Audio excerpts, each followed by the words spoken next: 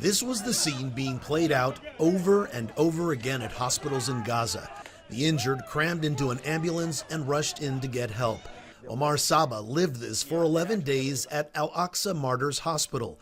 The operating room nurse and former U.S. Marine says when he saw the humanitarian crisis unfolding in the Middle East, he had to help. There was nothing you can do to change my mind at that point. From the moment Saba arrived, he says it was right to work.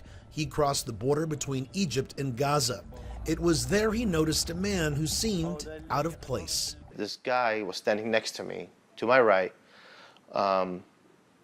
holding eggs. Turns out that guy was with World Central Kitchen, a nonprofit there to deliver food to hungry Palestinians.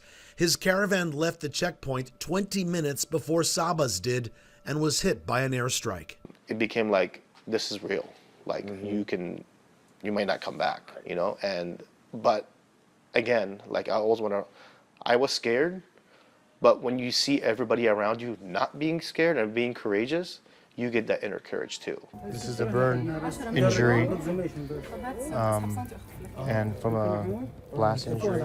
Some of the bravest were the children, like 8-year-old Henna, who wasn't given much of a chance to live. But because of Saba and a fellow doctor, she pulled through. But those stories are few and far between. Saba had to treat patients with life-altering injuries and limited supplies to treat them. We had one tourniquet for the whole, for that room. These are disposable equipments, okay? Right. Over there, you don't dispose of it because you have to reuse it because demand. You know, you don't have that many supplies. And you're improvising. Exactly. Everything is on the fly. You're being very innovative. You're looking at ways to save the supplies, the limited supplies that you have. Saba survived on 2 protein bars and 4 hours of sleep a day. The injured never stopped coming in. The sounds of war all around him. The sound of the bombs and then the drones especially. They're constantly whizzing, right? The drones never stop. Now back in Orange County, Saba says he's ready to go back to Gaza, but in the meantime, I'm talking to people. And does that help? It does help. I mean, for me, to be honest with you, speaking at engagements helps me the most. Because it gives me the satisfaction that I'm actually still raising awareness for them. Saba also lost relatives, second cousins, when the building they lived in was hit by a drone strike.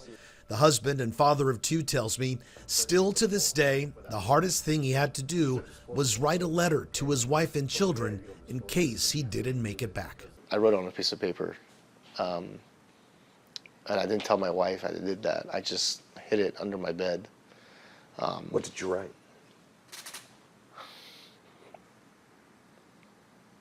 You know, I told it was a letter to my kids first, that, you know,